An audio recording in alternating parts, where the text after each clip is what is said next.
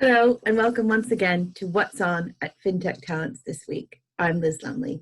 We have a great newsletter for you this week with lots of great content, which should be arriving in your inbox very, very soon this morning. So as always, let me share my screen. And here we go. Here's the content page of FinTECHTalents. So let's start with our FinTech of the Week. FinTech of the Week showcases a different company that was on our FinTECHTalents stage at the festival last year when we could all meet each other and have a beer and have a coffee.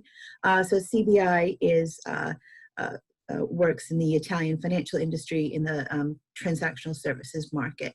And they work with payments across Europe. So you can see an interview with Alessio Castelli here at FinTECHTalents, and you can also watch their stage presence. So I highly recommend you going and watching our FinTech of the Week.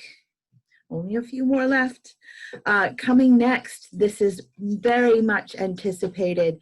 We are releasing some on-demand content from our FinTECHTalents virtual spring event. So I'm going to start with one of our partner roundtables. This is one of the most exciting partner roundtables we ran as an interactive session during FinTECHTalents virtual spring, and it is moving towards a new era. And this is a conversation virtual roundtable hosted by FinTech OS. And it's got really great insight into what we're going through currently with the pandemic, COVID-19. And they also talk about different aspects of digital transformation in our industry. So you can watch, you can relive the interactive roundtable. And here is a bit of a high level primer, which will give you some insight into what was said by all of the speakers at the session. So highly recommend, as I recommend all of our content, that you digest that at your leisure. And we're going to move on to the main stage of FinTECHTalents Virtual Spring. All of these videos are going to be available on our website as well for you to watch. But this is the Future of Banking Fireside Chat with Thought Machine and Adam Begg. This got a lot of great feedback from our audience.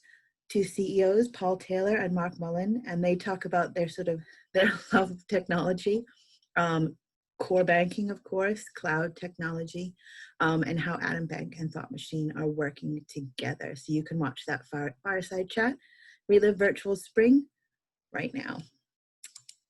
What else do we have for you? It's so exciting. Every week it's exciting.